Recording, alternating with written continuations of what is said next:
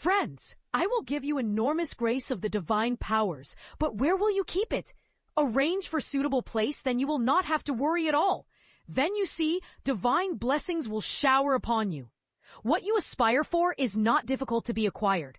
It's very easy if you deserve what you desire for. You know, divine grace has no limits. Neither is there any dearth of those who can bestow it upon you. There are many seekers, many aspirants in the field of spirituality, but those who can guide this path are perhaps more.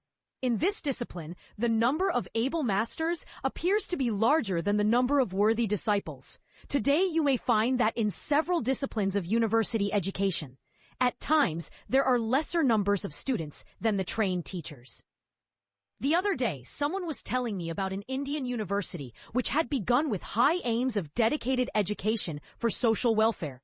It seems for MA in psychology, only 2 students were admitted, whereas the number of qualified faculty in this department was 3.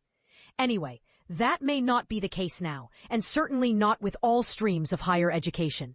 But it has been the case across the globe in the fields of spirituality. It is more prominently so in the present times of crisis of faith. It is true that in most cases today, we see hordes of followers of so-called gurus who are being cheated in the name of spirituality.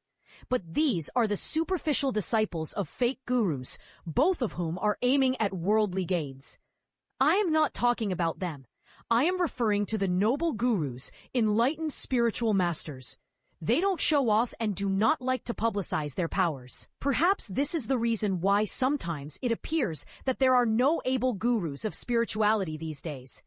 But the fact remains that there are very few worthy disciples in the world today to whom such a guru could guide and elevate up to the high realms of spirituality. Look at the life of the great saint, spiritually illumined guru, revered Thakur Ramkrishna Paramhans.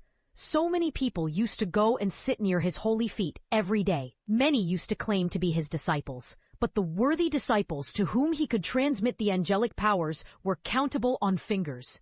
Swami Ramakrishna often used to go in trance or dance with divine delight after meeting them. These handful of disciples, Narendra, Rakal, etc., were the ones whom Thakur himself used to refer as great souls, children of the goddess. Jesus Christ's message was finally disseminated by St. Paul, the disciple of deserving caliber, who was born 300 years after Christ.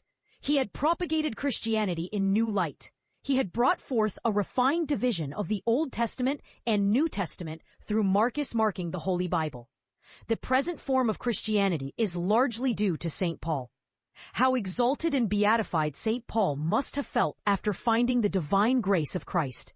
But I can tell you that the delight of Christ must not have been any less upon finding a disciple like St. Paul. What you should have understood now is that a noble guru also searches for a worthy disciple. If you deserve his guidance, he will invite you or will himself reach you.